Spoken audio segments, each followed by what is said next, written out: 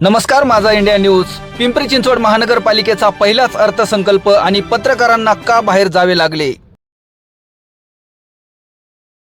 आहे ते पिंपरी चिंचवडचं आज होतं. त्यातच जे आयुक्त आहेत आपले श्रावण हर्डीकर यांना काय भीती वाटत होते का अर्थसंकल्प काढायला, की पत्रकारांना त्यांनी म्हटलं की तुम्ही बाहेर जावा? काय सांगाल एकंदरीत सामाजिक कार्यकर्ते म्हणून? पिंपरी चिंचवड महानगरपालिकेच्या प्रशासकीय राजवटीमध्ये 2017 ते 22 या कालखंडामध्ये जवळपास 4 वर्षापेक्षा अधिक काळ पिंपरी महानगरपालिकेमध्ये प्रशासकीय राजवट होती. आणि या प्रशासकीय राजवटीमध्ये महानगरपालिकेचे आयुक्त, त्यांचं सर्व प्रशासन, या महानगरपालिकेचा सातबारा आपल्या नावावर केला आहे अशा आविर्भावामध्ये त्यांचा वावर होता, त्यांची कृती होती. आणि त्याच पावलावर पाऊल ठेवून आता पिंपरी चिंचवड महानगरपालिकेच्या सार्वत्रिक निवडणुका झालेल्या असताना, या ठिकाणी माननीय महापौरांची निवड झालेली असताना, विविध विषय समितीची निवड झालेली असताना, महानगरपालिकेचं नव्याने लोकनियुक्त सभागृह अस्तित्वात आलेलं असताना 2026-27चं आज अंदाजपत्रक म्हणजे बजेट महानगरपालिकेच्या सभागृहामध्ये सादर करण्यात आलं. आयुक्तांच्या वतीने सादर करण्यात आलं. हे 44वं बजेट होतं. आणि अशा स्थितीमध्ये महानगरपालिकेच्या प्रथा आणि परंपरेनुसार कायम महानगरपालिकेचं हे अंदाजपत्रक बजेट ठेवत असताना त्यामध्ये स्थायी समिती सभापती, आयुक्त आणि 16 सदस्य आणि महानगरपालिकेच्या या क्षेत्रातील सर्व पत्रकारांच्या उपस्थितीमध्ये हे बजेट सादर करण्याचा उपक्रम, प्रथा, परंपरा आणि प्रोटोकॉल असा असताना महानगरपालिकेचे आयुक्त श्रावण हर्डीकर यांनी लोकशाहीमध्ये पत्रकारांना चौथा स्तंभ मानलं जातं. घटनात्मक चौकटीमध्ये पत्रकारांचं अनन्यसाधारण महत्त्व आहे, कारण तो जनतेचा आरसा म्हणून काम करत असतात. अशा प्रकारच्या स्थानिक स्वराज्य संस्था, विधिमंडळ आणि संसद यामध्ये लोकप्रतिनिधी आणि प्रशासन कशा पद्धतीने त्या ठिकाणी लोकांच्या हिताचे निर्णय घेतात किंवा कामं करतात याचं प्रतिबिंब दाखवण्याचं काम पत्रकार म्हणजे हा चौथा स्तंभ करत असतो. आणि या महानगरपालिकेमध्ये आज हे बजेट सादर करत असताना त्या ठिकाणी मोठ्या प्रमाणात लोकशाहीची जी काही परंपरा आहे त्याची तोडमोड करण्याचं काम महानगरपालिकेच्या आयुक्तांनी केलेलं आहे. खरं तर आयुक्तांना नेमकी भीती कशाची वाटत होती? या महानगरपालिकेच्या करदात्या नागरिकांचं 9,200 कोटीचं बजेट मांडत असताना मागची दोन्ही बजेट आहेत तीच पानं आहेत, त्याच्यात आहेत तेच प्रकल्प आहे, नवीन त्यामध्ये काही नाही. उलट महानगरपालिकेच्या हजारो कोटी रुपयाच्या ठेवी मोडण्याचं काम केलं आहे.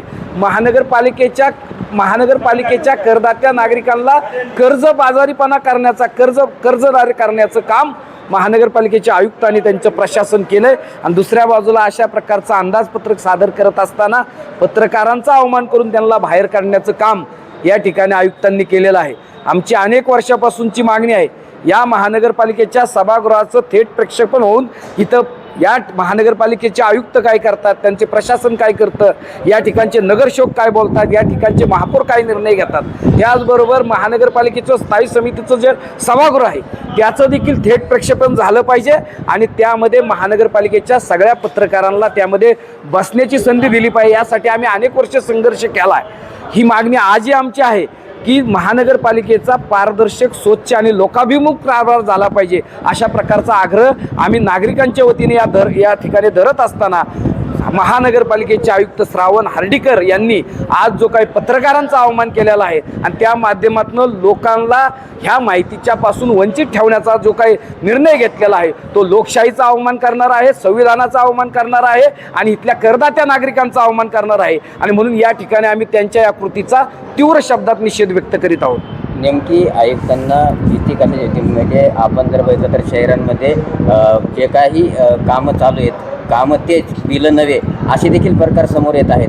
मग आज जे बजेट आहे त्या बजेटमध्ये नेमकी पत्रकारांची भीती काय होती आयुक्तांना? नाही, मागचे दोन्ही बजेट जे आहेत, अंदाजपत्रक आहेत, ते सादर करत असताना हे प्रकल्प, जे जुने प्रकल्प आहेत त्याचीच फक्त ओढून फक्त कॉपी पेस्ट करून हे बजेट मांडण्यात आलेलं आहे. आणि बिलं मात्र मोठ्या प्रमाणात या ठिकाणी काढलेले आहेत.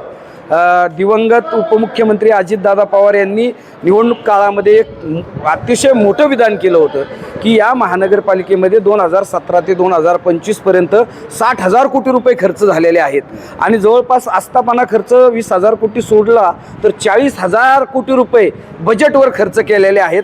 मात्र विकास कुठंच दिसत नाही आणि म्हणून हेच सगळं दडवण्याकरता, हे सगळं थांबवण्याकरता, या ठिकाणी लोकांची दिशाभूल करण्याकरता आयुक्त पत्रकारांना अशा प्रकारे टाळण्याचा प्रयत्न करतायत, त्यांचे प्रशासन टाळण्याचा प्रयत्न करतायत.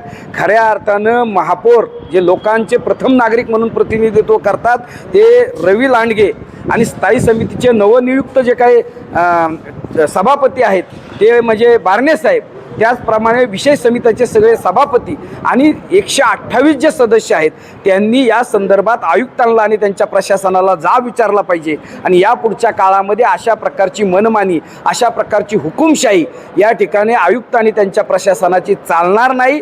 आयुक्तांना सरळ इशारा दिला पाहिजे, प्रशासनाला थेट इशारा दिला पाहिजे की आता प्रशासकीय राजवट नाही, तुम्ही कृपया त्यातनं बाहेर पडा. आता या महानगरपालिकेचा लोकनियुक्त जे नगरसेवक निवडून आलेले आहेत, महापौर निवडून आलेले आहेत, सभापती निवडून आलेले आहेत, विशेष समितीचे सभापती आहेत किंवा 128 नगरसेवक आहेत, त्यांचं या ठिकाणी सभागृह अस्तित्वात आलेलं आहे.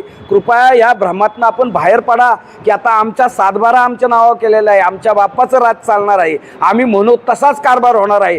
या भावनेतनं आता प्रशासनाने बाहेर पडावं, अन्यथा याच्या पुढच्या काळामध्ये याचे गंभीर परिणाम इथल्या प्रशासनाला, इथल्या आयुक्तांना आणि त्यांच्या अधिकाऱ्यांना भोगावे लागतील, अशा प्रकारचा आमचा इशारा आहे. पत्रकारांविना महानगरपालिकेचा अर्थसंकल्प, त्यामुळे पत्रकारांच्या मनात शंका. माझा इंडिया न्यूज, पिंपरी चिंचवड.